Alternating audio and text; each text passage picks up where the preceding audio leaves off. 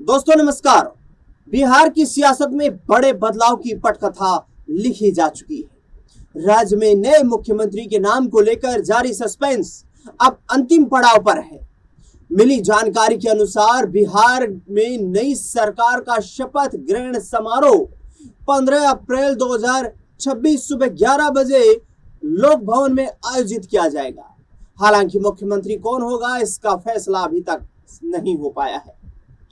बैठकों चर्चाओं का दौर लगातार जारी है। केंद्रीय कृषि मंत्री शिवराज सिंह चौहान को पर्यवेक्षक बनाया गया है, जिसको लेकर वह बीजेपी और एनडीए के सभी घटक दलों के नेताओं के साथ मिलकर समन्वय स्थापित करने में जुटे हुए हैं। सीएम कौन होगा यह ऐलान अभी नहीं हो पाया है, लेकिन शपथ ग्रहण की तारीख पक्की हो चुकी है। बिहार एनडीए में बैठकों का दौर लगातार जारी है।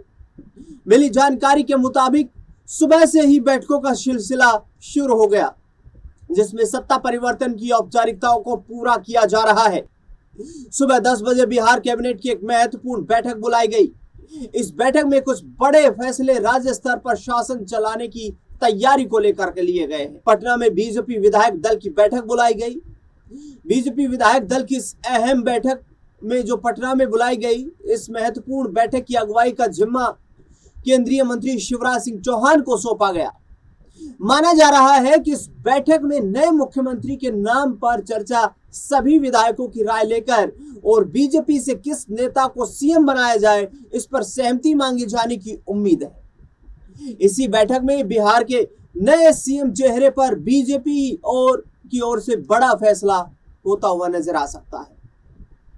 दरअसल बीजेपी के बाद एनडीए की बैठक में सीएम पद का ऐलान होगा।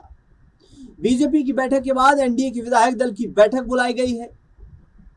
इस बैठक में एनडीए का नेता चुने जाने की पूरी संभावना है। बैठकों का दौर खत्म होने के बाद मुख्यमंत्री के नाम का ऐलान हो सकता है।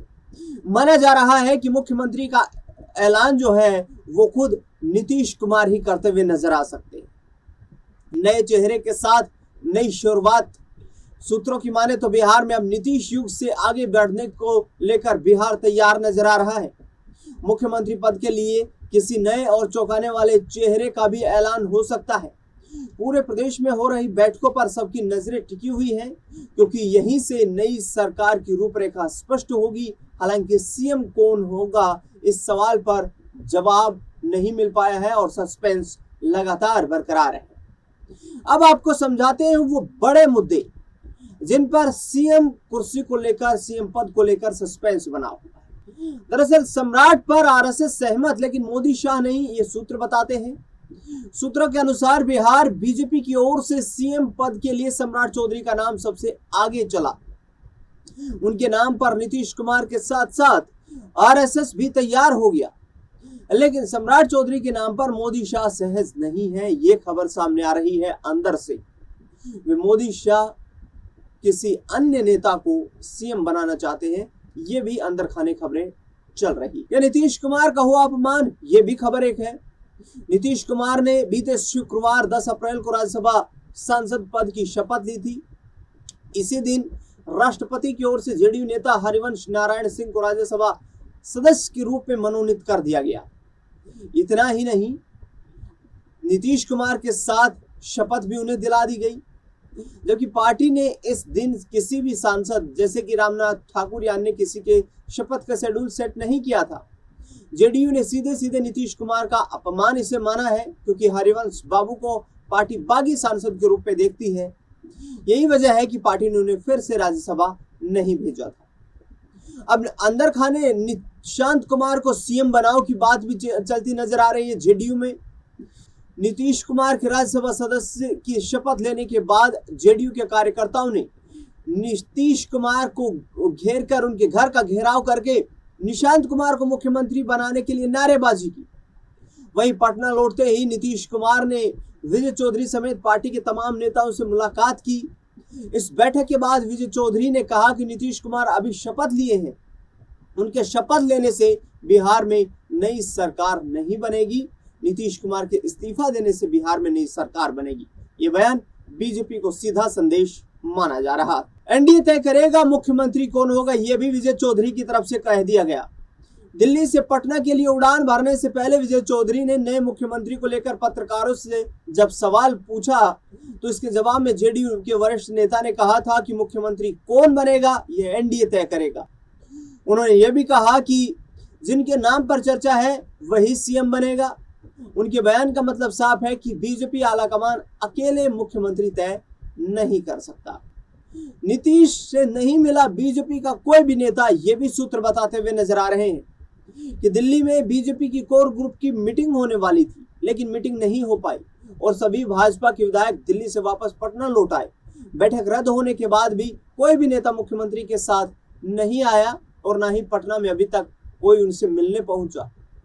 इससे अंदर खाने एक बड़े झगड़े के संकेत के तौर पर माना जा रहा है। नीतीश कुमार तुरंत दिल्ली से पटना लौट आए। 9 अप्रैल को पटना से दिल्ली जाते समय संजय झा ने बताया था कि 13 तारीख को नीतीश कुमार पटना वापस आएंगे, फिर नई सरकार का गठन होगा। लेकिन नीतीश कुमार शपथ लेकर तुरंत पटना वापस आ गए। इससे सियासी पारा काफी चढ़ गया। भाजपा की तरफ से दिल्ली जाने वाले नेताओं में सम्राट चौधरी और विजय सिन्हा के साथ श्रेयसी सिंह का जाना इस ओर इशारा करता है कि पार्टी में भी सम्राट चौधरी के नाम पर पूर्ण सहमति नजर नहीं आ रही है। निशांत कुमार बने उत्तराधिकारी, ये नीरज कुमार ने मांग कर दी। जेडीयू के मुख्य प्रवक्ता माने जाने वाले नीरज कुमार पिछले 2 हफ्ते से लगातार निशांत कुमार को नीतीश कुमार के सबसे मजबूत राजनीतिक उत्तराधिकारी के रूप में प्रस्तुत कर रहे हैं। नीरज कुमार को मुख्यमंत्री के काफी वफादारों में माना जाता है। विजय चौधरी का बदलता बयान।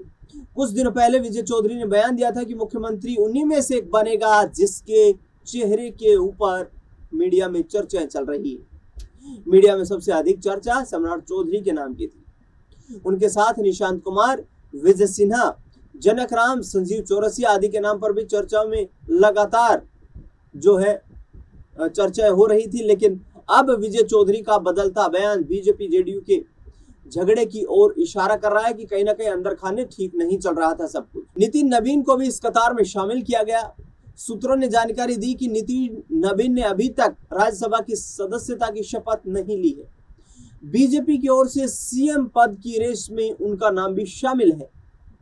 सूत्रों के अनुसार नीतीश कुमार उन्हें सीएम कुर्सी पर बैठाने के पक्ष में बिल्कुल नहीं। ऐसे में बिहार की नए सीएम का शपथ ग्रहण समारोह का कार्यक्रम तो निर्धारित हो गया, लेकिन अभी तक चेहरे पर मोहर नहीं लग पाई। केंद्रीय कृषि मंत्री शिवराज सिंह चौहान को यह जिम्मेदारी सौंपी गई कि बिहार के नए मुख्यमंत्री के तौर पर जेडीयू में, एनडीए में, बीजेपी में एक आम सहमति बनाई जाए। इसीलिए शिवराज सिंह चौहान ने यह तय किया कि पहले बीजेपी के विधायकों के साथ बैठक कर ली जाए, उनकी एक राय मांग करके वहां पर सहमति बना ली जाए। उसके बाद जब बीजेपी सहमत हो जाए तो फिर एनडीए के विधायकों के साथ बैठक कर ली जाए, एनडीए के घटक दलों के साथ बैठक कर ली जाए और बिहार के सीएम के चेहरे पर मोहर लगा दी जाए। खबर यह भी है कि नीतीश कुमार के हाथों ही बिहार के नए सीएम कौन होगा, इसका प्रस्ताव जो है वो विधायक दल की बैठक में पारित करवाया जा सकता है। देखना बेहद दिलचस्प होगा कि सम्राट चौधरी की ही लॉटरी लगेगी या फिर किसी अन्य चेहरे को ये बड़ी जिम्मेदारी बिहार में सौंपी जाएगी। इस खास रिपोर्ट को लेकर आपकी क्या राय, प्रतिक्रिया है? किसे बिहार का नया मुख्यमंत्री बनाया जाना चाहिए, वो हमें आप कमेंट बॉक्स में जरूर बताएं। खास खबर में फिलहाल के लिए इतना ही। देश दुनिया से जुड़ी तमाम बड़ी खबरों के लिए देखते रहिए SPN 9 न्यूज।